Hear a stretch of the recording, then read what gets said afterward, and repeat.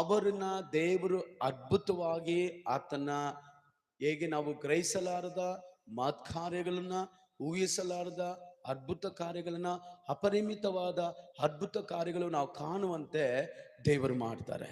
మనం ఎప్పుడు దేవుని దగ్గర తగ్గించుకుంటామో, దేవుడి దగ్గర అడుగుతామో, అప్పుడు అపరిమితమైన అద్భుత ದೇವರಿಗೆ ಭಯಪಡುವುದಿಲ್ಲ. దేవునికి మనం ఎప్పుడు దిగులు పెడతామో అప్పుడు దేవుడు మనము అపరిమితమైన అద్భుత కార్యాలు మనలో చేస్తారు. ಯಾಕೆ ದೇವರು ಇಂಥ ಕಾರ್ಯಗಳು ನಮ್ಮ ಜೀವಿತದಲ್ಲಿ ಮಾಡ್ತಾರೆ? ఎందుకు దేవుడు ఇలాంటి కార్యాలు మన జీవితంలో ನಮ್ಮ చేస్తారంటే, ದೇವರು ದೊಡ್ಡವರು, మన దేవుడు పెద్దోడు, ನಮ್ಮ ದೇವರು ಅಸಂಖ್ಯವಾದ ಕಾರ್ಯಗಳು ಮಾಡ್ತಾರೆ.